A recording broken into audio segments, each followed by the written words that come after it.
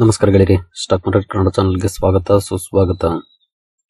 ಗೆಳೆಯರಿ, ವಿಡಿಯೋದಲ್ಲಿ ಇವತ್ತಿನ ನಮ್ಮ ಮಾರ್ಕೆಟ್ ಪರ್ಫಾರ್ಮೆನ್ಸ್ ನ ಜೊತೆಗೆ ಹಲವಾರು ಇಂಡಿವಿಜುವಲ್ ಸ್ಟಾಕ್ ಗಳಿಗೆ ಸಂಬಂಧಪಟ್ಟಂತ ಅಪ್ಡೇಟ್ ಗಳನ್ನು ತಿಳ್ಕೊಳ್ಳುವಂತ ಪ್ರಯತ್ನವನ್ನು ಮಾಡೋಣ. ಇವತ್ತು ನಮ್ಮ ಮಾರ್ಕೆಟ್ ಅಲ್ಲಿ ಒಂದಷ್ಟು ಪಾಸಿಟಿವ್ ಪರ್ಫಾರ್ಮೆನ್ಸ್ ಕೂಡ ಬಂದಿದೆ. ಅದರ ಹಿಂದಿನ ಕಾರಣಗಳೇನಿರಬಹುದು ಅನ್ನೋದ್ರ ಬಗ್ಗೆ ಕೂಡ ತಿಳ್ಕೊಳ್ಳುವಂತ ಪ್ರಯತ್ನವನ್ನು ಮಾಡೋಣ. ಮೊದಲಿಗೆ ಡಿಸ್ಕ್ಲೇಮರ್ ಕೊಡ್ಲಿಕ್ಕೆ ಇಷ್ಟಪಡ್ತೇನೆ. ಇಲ್ಲಿ ಕವರ್ ಮಾಡ್ತಿರುವಂತ ಯಾವುದೇ ಸ್ಟಾಕ್ ಅನ್ನು ಕೂಡ ರೆಕಮೆಂಡ್ ಮಾಡ್ತಿಲ್ಲ. ನೀವು ಫರ್ದರ್ ಸ್ಟಡಿ ಮಾಡಿ ಡಿಸಿಷನ್ ತಗೊಳ್ಬಹುದು.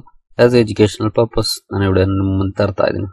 ಇವತ್ತಿನ ನಮ್ಮ ನಿಫ್ಟಿ ಪರ್ಫಾರ್ಮೆನ್ಸ್ ಅನ್ನು ನೋಡಿದರೆ ನಿಫ್ಟಿಯಲ್ಲಿ ನೋಡಬಹುದು 131 ಪಾಯಿಂಟ್ಸ್ 0.54% ಪಾಸಿಟಿವ್ ಪರ್ಫಾರ್ಮೆನ್ಸ್ ಬಂದಿದೆ.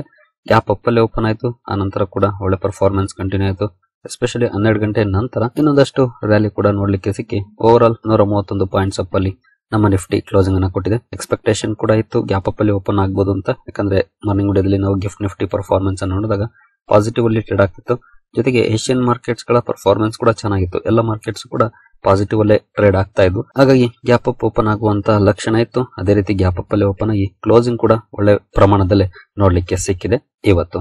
ಇನ್ನು ಸೆನ್ಸೆಕ್ಸ್ ಕಡೆ ಬಂದ್ರೆ ಇಲ್ಲೂ ಕೂಡ ನೋಡಬಹುದು 304 ಪಾಯಿಂಟ್ಸ್ 0.38% ಪಾಸಿಟಿವ್ ಪರ್ಫಾರ್ಮೆನ್ಸ್ ಇದೆ. ಗ್ಯಾಪ್ ಅಪ್ ಓಪನಿಂಗ್ ಆನಂತರ 12 ಗಂಟೆ ನಂತರ ಇಲ್ಲೂ ಕೂಡ ಒಂದಷ್ಟು ಪಾಸಿಟಿವ್ ಪರ್ಫಾರ್ಮೆನ್ಸ್ ಬಂದು 0.38% ಅಪ್ ಅಲ್ಲಿ ಕ್ಲೋಸಿಂಗ್ ಅನ್ನ ಕೊಟ್ಟಿದೆ.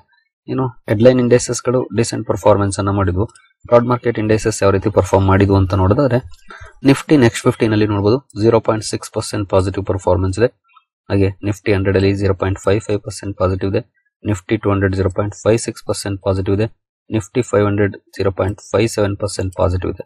ಅಂದ್ರೆ ಅಬೋವ್ 0.5% ಪಾಸಿಟಿವ್ ಪರ್ಫಾರ್ಮೆನ್ಸ್ ಇವತ್ತು ನಿಫ್ಟಿ 50 ಇಂದ ನಿಫ್ಟಿ 500 ವರೆಗೂ ನೋಡ್ಲಿಕ್ಕೆ ಸಿಕ್ಕಿದೆ. ಇನ್ನು ಮಿಡ್ ಕ್ಯಾಪ್ ಕಡೆ ಬಂದ್ರೆ ಮಿಡ್ ಕ್ಯಾಪ್ 50 ನಲ್ಲಿ 0.89% ಪಾಸಿಟಿವ್ ಇದೆ. ಮಿಡ್ ಕ್ಯಾಪ್ 100 0.63% ಪಾಸಿಟಿವ್ ಇದೆ. ಮಿಡ್ ಕ್ಯಾಪ್ 150 0.63% ಪಾಸಿಟಿವ್ ಇದೆ. ಮಿಡ್ ಕ್ಯಾಪ್ ಕೂಡ ಒಳ್ಳೆ ಪರ್ಫಾರ್ಮೆನ್ಸ್ ಅನ್ನೇ ಮಾಡಿದೆ. ಇಲ್ಲಿ ಕೂಡ ಮೋರ್ ದನ್ 0.5% ಅಥವಾ ನಿಯರ್ಲಿ 0.9% ವರೆಗೂ ಕೂಡ ಪಾಸಿಟಿವ್ ಪರ್ಫಾರ್ಮೆನ್ಸ್ ಬಂದಿದೆ. ಇನ್ನು ಸ್ಮಾಲ್ ಕ್ಯಾಪ್ ಪರ್ಫಾರ್ಮೆನ್ಸ್ ಅನ್ನು ನೋಡಿದರೆ ಸ್ಮಾಲ್ ಕ್ಯಾಪ್ 100 ಅಲ್ಲಿ ನೋಡಬಹುದು 0.66% ಪಾಸಿಟಿವ್ ಇದೆ. ಸ್ಮಾಲ್ ಕ್ಯಾಪ್ 50 0.67% ಪಾಸಿಟಿವ್ ಇದೆ. ಸ್ಮಾಲ್ ಕ್ಯಾಪ್ 250 0.64% ಪಾಸಿಟಿವ್ ಇದೆ. ಅಂದ್ರೆ ಸ್ಮಾಲ್ ಕ್ಯಾಪ್ ಮಿಡ್ ಕ್ಯಾಪ್ ಎರಡು ಕೂಡ ಸೇಮ್ ಪರ್ಫಾರ್ಮೆನ್ಸ್ ಅನ್ನ ಕೊಟ್ಟು ಮಿಡ್ ಕ್ಯಾಪ್ 50 ನಲ್ಲಿ ಮಾತ್ರ ಸ್ವಲ್ಪ ಜಾಸ್ತಿ ಪ್ರಮಾಣದ ಪಾಸಿಟಿವ್ ಪರ್ಫಾರ್ಮೆನ್ಸ್ ಬಂದ್ರೆ ಇನ್ನು 100 150 ಹಾಗೂ ಸ್ಮಾಲ್ ಕ್ಯಾಪ್ ಇವುಗಳು 0.6% ಅಥವಾ ಅಬೌವ್ 0.6% ಪಾಸಿಟಿವ್ ಪರ್ಫಾರ್ಮೆನ್ಸ್ ಅನ್ನ ಕೊಟ್ಟಿದೆ. Over all small cap mid cap large cap ಎಲ್ಲ ಕಡೆ ಒಳ್ಳೆ ಪರ್ಫಾರ್ಮೆನ್ಸ್ ಬಂದಿದೆ. ಇನ್ನು ಮೈಕ್ರೋ ಕ್ಯಾಪ್ ಪರ್ಫಾರ್ಮೆನ್ಸ್ ಅನ್ನ ನೋಡಿದರೆ ನೋಡಬಹುದು ಇಲ್ಲಿ 0.68% ಪಾಸಿಟಿವ್ ಇದೆ. ಇಲ್ಲೂ ಕೂಡ ಒಳ್ಳೆ ಪರ್ಫಾರ್ಮೆನ್ಸ್ ಬಂದಿದೆ ಇವತ್ತು. ಇನ್ನು ಸೆಕ್ಟೋರಲ್ ಇಂಡೈಸಸ್ ಗಳು ಯಾವ ರೀತಿ ಪರ್ಫಾರ್ಮ್ ಮಾಡಿದ್ವು ಅಂತ ನೋಡಿದರೆ ನಿಫ್ಟಿ ಬ್ಯಾಂಕ್ ಅಲ್ಲಿ 0.25% ಪಾಸಿಟಿವ್ ಇದೆ. ನಿಫ್ಟಿ ಫೈನಾನ್ಷಿಯಲ್ ಸರ್ವಿಸಸ್ 0.39% ಪಾಸಿಟಿವ್ ಇದೆ. ನಿನ್ನೆ ಸ್ವಲ್ಪ ಜಾಸ್ತಿನೇ ನೆಗೆಟಿವ್ ಪರ್ಫಾರ್ಮೆನ್ಸ್ ನೋಡಲಿಕ್ಕೆ ಸಿಕ್ಕಿತ್ತು. ಇಲ್ಲಿ ಇವತ್ತು ಒಂದಷ್ಟು ಪಾಸಿಟಿವ್ ಪರ್ಫಾರ್ಮೆನ್ಸ್ ಇದೆ. ಇನ್ನು ಆಟೋ ಸೆಕ್ಟರ್ ನೋಡಬಹುದು ಚೆನ್ನಾಗಿ ಪರ್ಫಾರ್ಮ್ ಮಾಡಿದೆ. ಇವತ್ತು 1.12% ಪಾಸಿಟಿವ್ ಅಲ್ಲಿ ಕ್ಲೋಸಿಂಗ್ ಅನ್ನ ಕೊಟ್ಟಿದೆ. FMCG ಫ್ಲಾಟ್ ಇದೆ ಪರ್ಫಾರ್ಮೆನ್ಸ್ ಇವತ್ತು. IT ಕೂಡ ಫ್ಲಾಟ್ ಪರ್ಫಾರ್ಮೆನ್ಸ್ ಅನ್ನ ಮಾಡಿದೆ ನೋಡಬಹುದು. ಮೀಡಿಯಾ ನಿಯರ್ಲಿ 1% ಪಾಸಿಟಿವ್ ಇದೆ. ಮೆಟಲ್ ಅಲ್ಲಿ ಒಳ್ಳೆ ಪರ್ಫಾರ್ಮೆನ್ಸ್ ಬಂದಿದೆ. 1.26% ಅಪ್ ಅಲ್ಲಿ ಮೆಟಲ್ ಸೆಕ್ಟರ್ ಕ್ಲೋಸಿಂಗ್ ಅನ್ನು ಕೊಟ್ಟಿದೆ. ಫಾರ್ಮಾ ಕೂಡ ಚೆನ್ನಾಗಿ ಪರ್ಫಾರ್ಮ್ ಮಾಡಿದೆ. 1.73% ಪಾಸಿಟಿವ್ ಇದೆ. PSU ಬ್ಯಾಂಕ್ ಗಳಲ್ಲಿ 0.14% ನೆಗೆಟಿವ್ ಇದೆ. ಪ್ರೈವೇಟ್ ಬ್ಯಾಂಕ್ 0.31% ಪಾಸಿಟಿವ್ ಇದೆ. ರಿಯಾಲಿಟಿ 0.24% ಪಾಸಿಟಿವ್ ಇದೆ. ಹೆಲ್ತ್ ಕೇರ್ 2.13% ಪಾಸಿಟಿವ್ ಇದೆ. ಕನ್ಸ್ಯೂಮರ್ ಡ್ಯೂರಬಲ್ಸ್ ಫ್ಲಾಟ್ ಇದೆ. ನಿಫ್ಟಿ ಆಯಿಲ್ ಅಂಡ್ ಗ್ಯಾಸ್ ಕೂಡ ಫ್ಲಾಟ್ ಅಲ್ಲಿ ಕ್ಲೋಸಿಂಗ್ ಅನ್ನ ಕೊಟ್ಟಿದೆ. ಓವರ್ ಆಲ್ ಇವತ್ತು ಮೆಜಾರಿಟಿ ಸೆಕ್ಟರ್ಸ್ ಒಳ್ಳೆ ಪರ್ಫಾರ್ಮೆನ್ಸ್ ಅನ್ನ ಮಾಡಿದವೆ. ಕೆಲವು ಸೆಕ್ಟರ್ಸ್ ಮಾತ್ರ ಫ್ಲಾಟಿಶ್ ಪರ್ಫಾರ್ಮೆನ್ಸ್ ಅನ್ನ ಮಾಡಿದವೆ. PSU ಬ್ಯಾಂಕ್ ಗಳಲ್ಲಿ ಸ್ವಲ್ಪ ಡೌನ್ ಇದೆ. ನಿನ್ನೆ ಕೂಡ ಸ್ವಲ್ಪ ಮಟ್ಟಿಗೆ ನೆಗೆಟಿವ್ ಆಯಿತು. ಇವತ್ತು ಕೂಡ ಸ್ವಲ್ಪ ಮಟ್ಟಿಗೆ ನೆಗೆಟಿವ್ ಇದೆ. ಬಟ್ ಪ್ರೈವೇಟ್ ಬ್ಯಾಂಕ್ಸ್ ಇವತ್ತು ಸ್ವಲ್ಪ ಮಟ್ಟಿಗೆ ಪಾಸಿಟಿವ್ ಅಲ್ಲಿ ಕ್ಲೋಸಿಂಗ್ ಅನ್ನ ಕೊಟ್ಟಿದ್ದಾವೆ. ಇನ್ನು ಇವತ್ತು ಒಳ್ಳೆ ಪರ್ಫಾರ್ಮೆನ್ಸ್ ಬಂದಿದ್ದು ಅಂದ್ರೆ ಅದು ಆಟೋ ಸೆಕ್ಟರ್ ಜೊತೆಗೆ ಮೆಟಲ್, ಫಾರ್ಮಾ ಹಾಗೂ ಹೆಲ್ತ್ ಕೇರ್. ಈ 4 ಸೆಕ್ಟರ್ಸ್ ಅಲ್ಲಿ ಸಾಲಿಡ್ ಪರ್ಫಾರ್ಮೆನ್ಸ್ ಬಂದಿದೆ ಅಂತಾನೆ ಹೇಳ್ಬೋದು. ಇವತ್ತಿನ ಪರ್ಫಾರ್ಮೆನ್ಸ್ ಅನ್ನ ನೋಡಿದ್ರೆ ಓವರ್ ಆಲ್ ಒಂದಷ್ಟು ಪಾಸಿಟಿವ್ ಇಂಪ್ಯಾಕ್ಟ್ ಇವತ್ತು ನಮ್ಮ ಮಾರ್ಕೆಟ್ ಅಲ್ಲಿ ನೋಡ್ಲಿಕ್ಕೆ ಸಿಕ್ಕಿದೆ. ಹಾಗೆ ಗ್ಲೋಬಲ್ ಮಾರ್ಕೆಟ್ಸ್ ಯಾವ ರೀತಿ ಪರ್ಫಾರ್ಮ್ ಮಾಡಿದೆ ಅಂತ ನೋಡಿದ್ರೆ ನೋಡಬಹುದು. ಏಷ್ಯನ್ ಮಾರ್ಕೆಟ್ಸ್ ನಾವು ಈಗಾಗಲೇ ಮಾರ್ನಿಂಗ್ ನೋಡಿದ್ವಿ, ಒಂದಷ್ಟು ಪಾಸಿಟಿವ್ ಪರ್ಫಾರ್ಮೆನ್ಸ್ ಇತ್ತು. ಯುರೋಪಿಯನ್ ಮಾರ್ಕೆಟ್ಸ್ ಕೂಡ ಚೆನ್ನಾಗಿ ಟ್ರೇಡ್ ಆಗ್ತಿದೆ. ಕೆಲವೊಂದು ಅಲ್ಲಲ್ಲೇ ಮಾರ್ಕೆಟ್ಸ್ ಮಾತ್ರ ನೆಗೆಟಿವ್ ಇದಾವೆ. ಬಟ್ ಮೆಜಾರಿಟಿ ಮಾರ್ಕೆಟ್ಸ್ ಪಾಸಿಟಿವ್ ಇದೆ. ಏಷ್ಯನ್ ಮಾರ್ಕೆಟ್ಸ್ ನೋಡಬಹುದು ಪಾಸಿಟಿವ್ ಅಲ್ಲಿ ಕ್ಲೋಸಿಂಗ್ ಅನ್ನ ಕೊಟ್ಟಿದ್ದಾವೆ. ನಿಕೈ ಇವತ್ತು ಕೂಡ 1.5% ವರೆಗೂ ಪಾಸಿಟಿವ್ ಪರ್ಫಾರ್ಮೆನ್ಸ್ ಅನ್ನ ಕೊಟ್ಟಿದೆ. ಚೈನೀಸ್ ಮಾರ್ಕೆಟ್ಸ್ ಕೂಡ ಒಳ್ಳೆ ಪರ್ಫಾರ್ಮೆನ್ಸ್ ಅನ್ನ ಮಾಡಿದೆ. ಓವರ್ ಆಲ್ ಗ್ಲೋಬಲ್ ಕ್ಯೂಸ್ ಇವತ್ತು ಚೆನ್ನಾಗಿತ್ತು. ಏಷ್ಯನ್ ಮಾರ್ಕೆಟ್ಸ್ ಜೊತೆಗೆ ಯುರೋಪಿಯನ್ ಮಾರ್ಕೆಟ್ಸ್ ಕೂಡ ಒಳ್ಳೆ ಪರ್ಫಾರ್ಮೆನ್ಸ್ ಅನ್ನೇ ಮಾಡಿದವೆ. ನಾವು ಇದನ್ನ ಇಲ್ಲಿ ನೋಡಬಹುದು. ಇನ್ನು ಯಾವೆಲ್ಲ ಫ್ಯಾಕ್ಟರ್ಸ್ ಇವತ್ತು ನಮ್ಮ ಮಾರ್ಕೆಟ್ ನ ಪಾಸಿಟಿವ್ ಪರ್ಫಾರ್ಮೆನ್ಸ್ ಗೆ ಕಾರಣ ಆಗಿರಬಹುದು ಅಂತ ನೋಡಿದರೆ ಎಸ್ಪೆಷಲಿ ನಿನ್ನೆ CPI ಇನ್ಫ್ಲೇಷನ್ ಡೇಟಾ ರಿಲೀಸ್ ಆಗಿತ್ತು. ಅಲ್ಲಿ ಒಳ್ಳೆ ಪರ್ಫಾರ್ಮೆನ್ಸ್ ಇತ್ತು. ನೀವು ಇಲ್ಲಿ ನೋಡಬಹುದು 1.55% ನೋಡ್ಲಿಕ್ಕೆ ಸಿಕ್ಕಿದೆ. ಹಾಗೆ ಎಸ್ಟಿಮೇಷನ್ಸ್ 1.7 ಪ್ಲಸ್ ಇತ್ತು, ಬಟ್ ಎಸ್ಟಿಮೇಷನ್ಸ್ ಗಿಂತ ಡೌನ್ ಗೆ ಬಂತು. ಅದೊಂದಷ್ಟು ಪಾಸಿಟಿವ್ ಇಂಪ್ಯಾಕ್ಟ್ ಅನ್ನ ಇವತ್ತು ಕ್ರಿಯೇಟ್ ಮಾಡಿದೆ ಅಂತಾನೆ ಹೇಳ್ಬೋದು. ಹಾಗೆ ಇವನ್ ಅಮೆರಿಕಾದ ಇನ್ಫ್ಲೇಷನ್ ಡೇಟಾ ಕೂಡ ರಿಲೀಸ್ ಆಗಿತ್ತು, ಅದು ಕೂಡ ಎಸ್ಟಿಮೇಷನ್ಸ್ ಗಿಂತ ಕಡಿಮೆನೆ ಬಂದಿತ್ತು.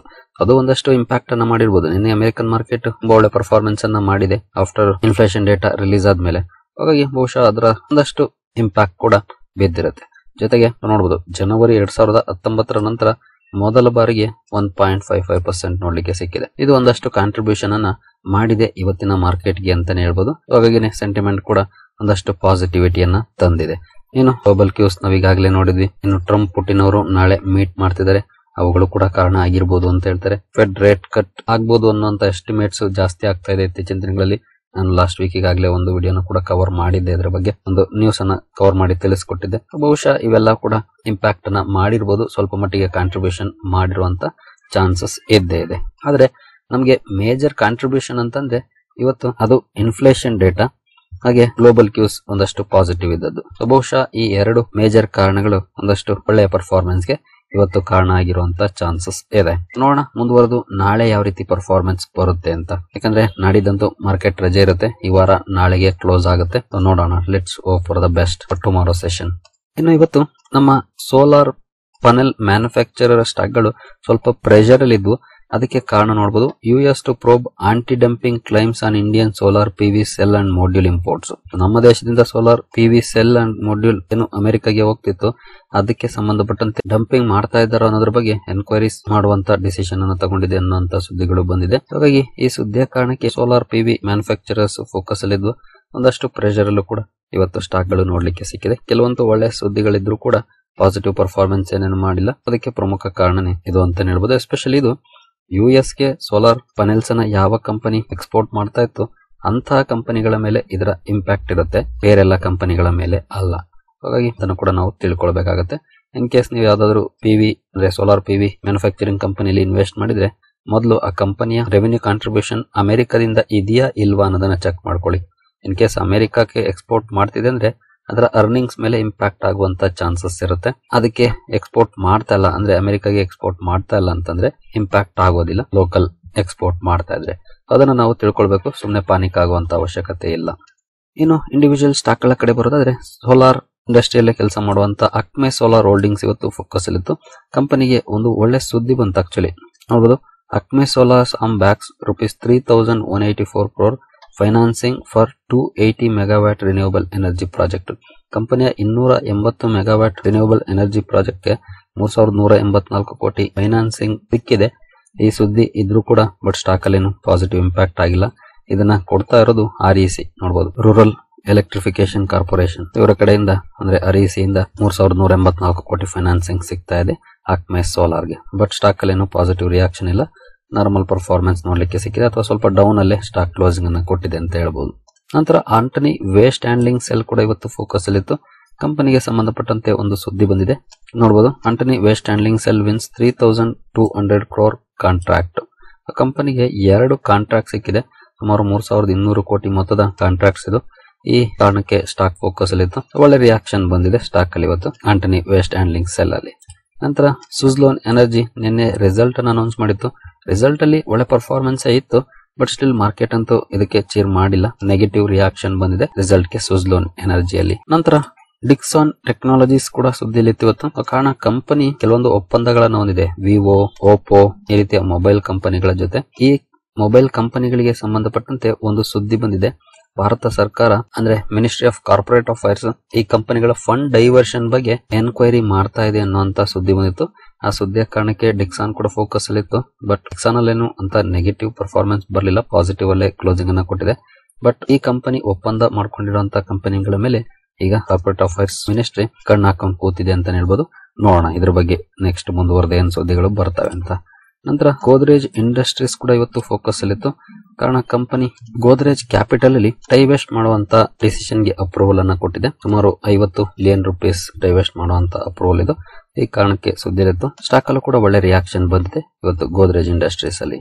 ನಂತರ BML ಲಿಮಿಟೆಡ್ ಕೂಡ ಸುದ್ದಿಯಲ್ಲಿತ್ತು. ಮಾರ್ನಿಂಗ್ ವಿಡಿಯೋದಲ್ಲಿ ಇದ್ರ ಬಗ್ಗೆ ಒಂದು ಅಪ್ಡೇಟ್ ಅನ್ನ ಕೊಟ್ಟಿದೆ.